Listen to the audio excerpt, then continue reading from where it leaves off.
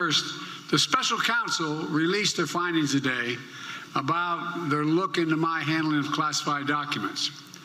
I was pleased to see they reached the conclusion I believed and knew all along they would, that there are no charges should be brought in this case. As many of you know, this was an exhaustive investigation going back literally more than 40 years. 40 years when I became a United States Senator when I was a kid. I was a kid, 29 years old. Special counsel acknowledged I cooperated completely.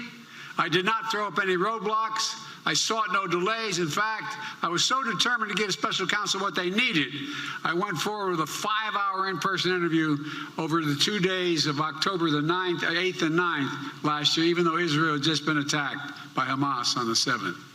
I was in the middle of handling an international crisis. A few moments later. Thank you, and I'll take some questions. President Biden, something the special counsel said in his report is that one of the reasons you were not charged is because, in his description, you are a well-meaning elderly man with a poor memory. I'm well-meaning, and I'm an elderly man, and I know what the hell I'm doing. I've been president. I put this country back on its feet. I don't need his recommendation. It's totally How bad is your memory, and can you continue as president? My memory is so bad, I let you speak. That doesn't make sense. That's Your memory has gotten worse, Mr. President. My memory has not gotten. My memory is fine. My memory. Take a look at what I've done since I become president. None of you thought I could pass any of the things I got passed. How'd that happen? You know, I guess I just forgot what was going on. What the hell are you talking about? I have a real quick update for you guys regarding the whole Joe Biden classified documents case. Now, apparently, the special prosecutor assigned to that case decided he will not prosecute Joe Biden because his findings were that Joe is a doddering old fool whose memory has gone to shit. Now, in the first clip, you saw Joe say he didn't do anything wrong, and that's not necessarily true.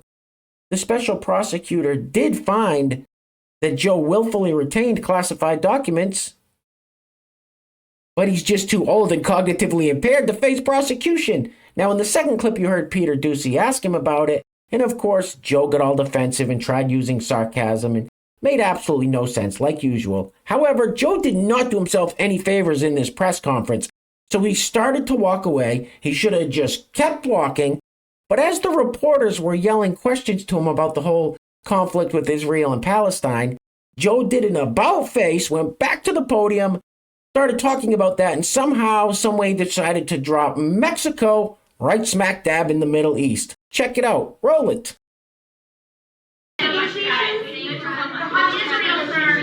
Netanyahu says that he has ordered the IDF. The hostage negotiation. Look, I'm sorry. I'm of the view, as you know, that the conduct of the response in Gaza, in the Gaza Strip, has been over the top.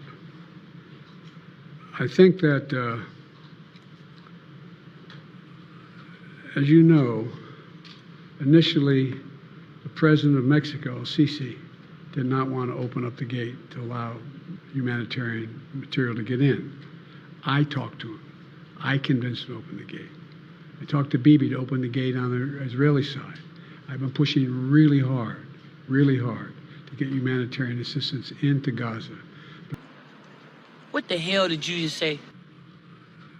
As you know, initially, the president of Mexico, Sisi, did not want to open up the gate to allow humanitarian material to get in.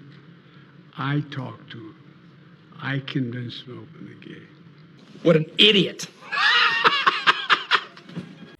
And here is one more clip of Joe from yesterday, and I'm telling you what, he is not making his case to the American people, especially after that special counsel report came out. Now here Joe is talking about red states and blue states, except his brain short circuits, and he says this, roll it. When I said, we pushed all these programs, I said I'm going to be a president for everybody, whether they live in a red state or a green state. Can you repeat the part of the stuff where you said all about the things? The things? When I said, we pushed all these programs, I said I'm going to be a president for everybody, whether they live in a red state or a green state, a red state or a green state. I don't know what the f*** you're talking about. Now let me just say this. However much you despise these propagandist hacks in the mainstream media, you do not despise them enough. Now, of course, they came to Joe Biden's aid and said he's fine, and it's all Trump, Trump, Trump. Now, my opinion on what's going on here is that the powers that be behind the curtain decided it's time to pull Joe Biden's card and get him out of the race, because there's literally no explanation for what they did to him yesterday. It was an unscheduled press conference. They propped him up in front of the podium and let random reporters ask him questions right after a special counsel just came out and said that he's old with a bad memory. And none of it makes any sense. So, like I said, my opinion, they're trying to get him out of the race once and for all. 25th Amendment, possibly, who knows. But here is a 4-minute clip of Rachel Maddow, Joyless Reed, the race lady from MSNBC, Chris Hayes, and a couple other ones, talking about this whole thing. Like I said, it's 4 minutes, it's kind of long, but let's check this out and hear what they have to say. Roll it. In that case. Well, yeah, especially this line that the president quoted where the report refers to him as a well-meaning elderly man with a poor memory. What is the word elderly doing there?